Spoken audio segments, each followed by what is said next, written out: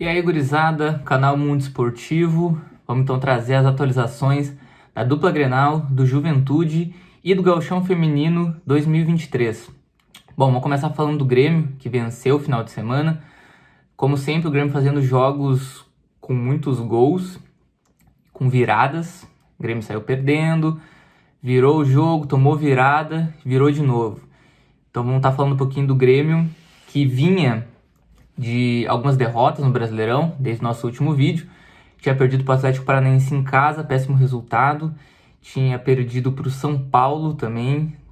Na verdade, tomado uma goleada do São Paulo, 3-0 no Morumbi. E de 2 jogos para cá, começou a buscar essa virada, de chave no Campeonato Brasileiro, nessa reta final, para conseguir a vaga na Libertadores.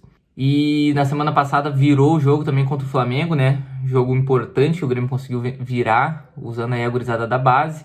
E sábado conseguiu mais uma virada para cima do América Mineiro, com uma atuação muito boa do Soares. O uruguaio, além de fazer gol, sofreu pênalti e ainda deu mais 2 assistências. Assistências pro gol da virada, da vitória, que foi do Cristaldo, pro gol do Galdino e o pênalti que foi convertido pelo Reinaldo. Então o Grêmio com essa vitória aí tá chegando nos 50 pontos na tabela. A diferença pro Grêmio, que tá em 4º colocado e abre a zona de classificação direta para Libertadores, e do Atlético Paranaense, que tá em 7º, é de 1 ponto. Então, ainda tá uma pontuação bem apertada, mas o Grêmio tá conseguindo vencer os últimos jogos, inclusive vencendo fora de casa. Já ia completar quase 4 meses que o Grêmio não ganhava fora de casa e conseguiu ganhar agora do América Mineiro. Claro, o Grêmio conseguiu vencer de um time que está na zona do rebaixamento, é o último colocado, é uma das piores defesas, mas o que importa é a vitória. Então a gente destaca aqui a boa atuação do Soares, mas a gente tem que destacar também o lado negativo, que é o Grêmio toma muitos gols. E o Grêmio agora se consolida como a 4ª pior defesa do Brasileirão. O Grêmio precisa melhorar essa questão técnica se quiser coisas mais importantes. Eu não estou falando só do Brasileirão desse ano, de conseguir a vaga. Estamos projetando para o ano que vem, o que vai ser feito para melhorar essa condição do Grêmio. O próximo jogo do Grêmio agora, contra mais um time que está lá embaixo na zona de rebaixamento, brigando para não cair, e vai ser contra o Coritiba, fora de casa novamente, no Couto Pereira. Quarta-feira, às 8 horas. O Coritiba venceu, daqui a pouco a gente já vai falar sobre isso. Venceu o Internacional, então tá vindo de vitória, então eles vão vir com um pouco de moral pra cima do Grêmio também. E a gente tá chegando na reta final do Brasileirão, faltam 8 rodadas, e se a gente for analisar os jogos que faltam pro Grêmio, assim, matematicamente, claro que o que o Grêmio mais almeja é a vaga direta pra Libertadores, mas matematicamente ainda teria chance de título, até porque o Botafogo perdeu ontem, e agora a diferença do Grêmio pro Botafogo é de 9 pontos, como eu digo. Matematicamente, o Grêmio tem chance de ser campeão. Se vai conseguir, é outros 500. E, inclusive, o Botafogo tem confronto direto com o Palmeiras na próxima rodada e tem confronto direto com o Grêmio. O problema é que o jogo fora de casa, o Grêmio não consegue desempenhar bons jogos contra times da parte de cima da tabela, não consegue bem fora de casa. Bom, vamos falar do Colorado agora, como havia dito antes. O Inter perdeu para o Coritiba, 4-3, em casa, Beira-Rio, 35 mil pessoas. O Inter conseguiu ser derrotado. O Inter, desde o Clássico Grenal, vinha de bons resultados. Apesar de ter perdido para o Bahia, tinha vencido o Santos por 7-1, Todo mundo lembra desse jogo. E tinha vencido também o Vasco fora de casa. Então o Inter estava vindo de bons resultados e acabou tropeçando em casa contra a equipe do Coritiba. O jogo acabou terminando 4-3. O Inter teve o Vitão expulso logo no começo da partida. O técnico Kudê também às vezes se perde na hora de mexer na equipe.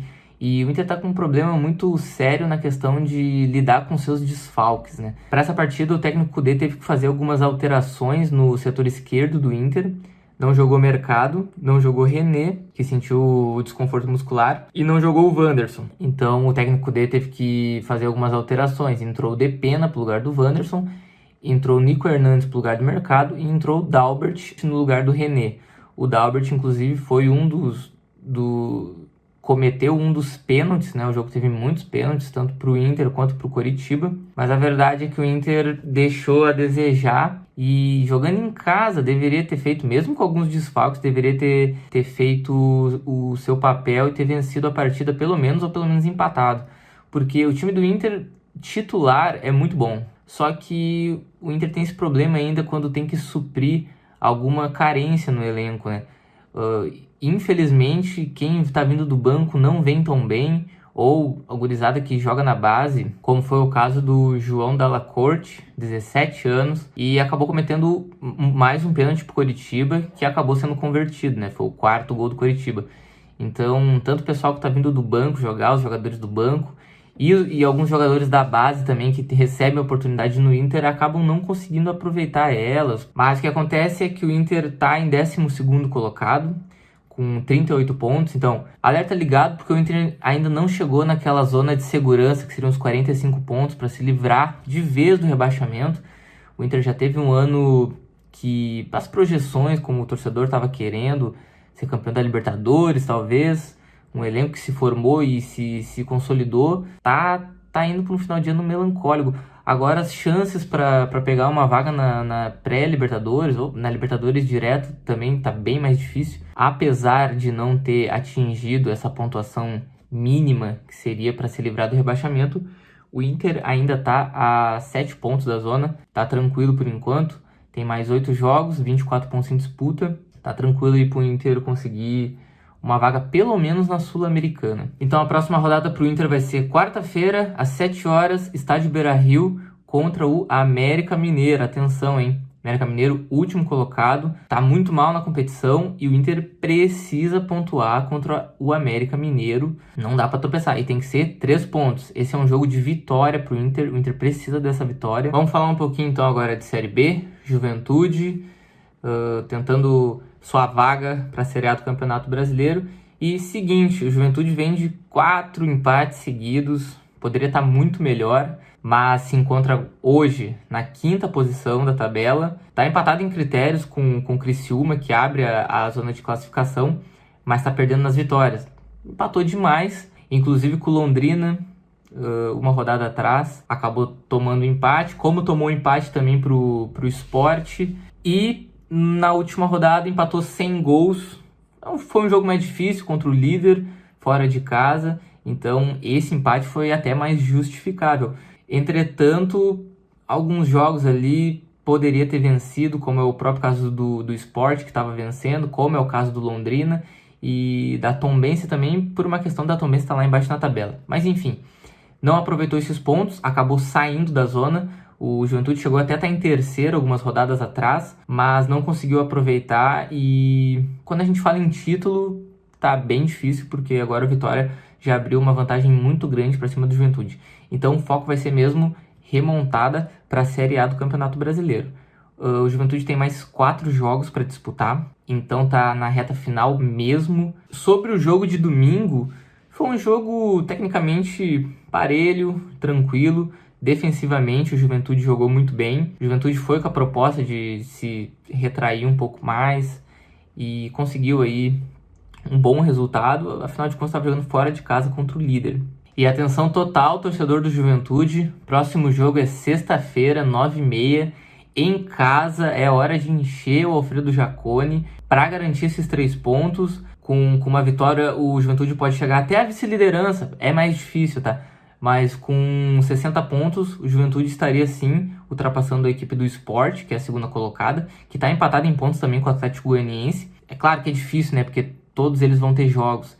Mas, na melhor das hipóteses, o Juventude pode chegar na vice-liderança do Campeonato Brasileiro. Então, sexta-feira, 9h30, contra a equipe do Ituano, que está lá na parte de baixo da tabela, está brigando para não cair, está em 14º colocado, com 37 pontos. Inclusive, a Chapecoense é o time que abre ali a zona de rebaixamento e está com 33. Então, a disputa para não cair também está bem acirrada na Série B.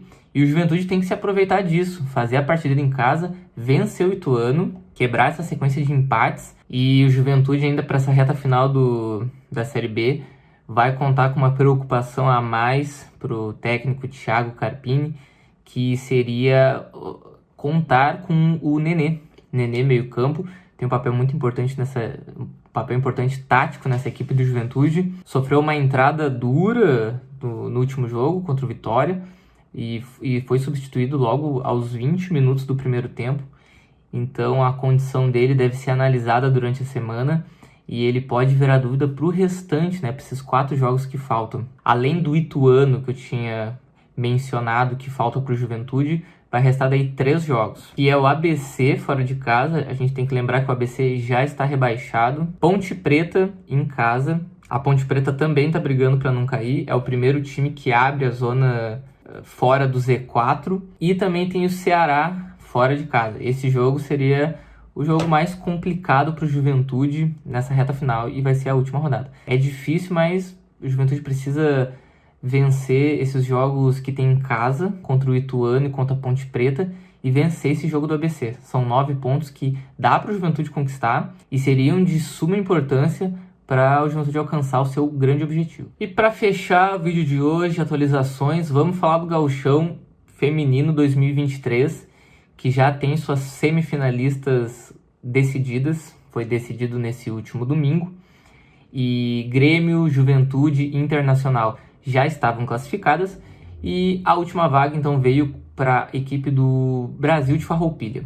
O Brasil de Farroupilha, inclusive, aplicou uma goleada de 6-1 no Elite e conseguiu garantir a sua vaga.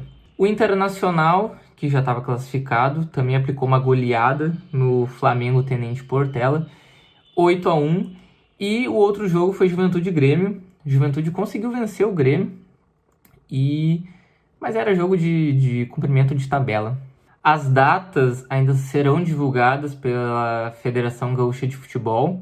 A princípio seriam entre o dia 5, os jogos de ida, e o dia 12 de novembro. Mas ainda vai ser confirmada essas datas. E os confrontos das semifinais então ficaram Grêmio contra Brasil de Farroupilha e o Internacional contra o Juventude. Os favoritos, como sempre, são a dupla Grenal, né? Mas o Juventude mostrou que pode botar frente contra o Grêmio.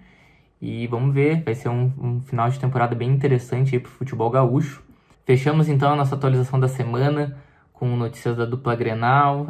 Foi mais a repercussão da rodada, do que falta aí também. Faltam poucos jogos para acabar o ano.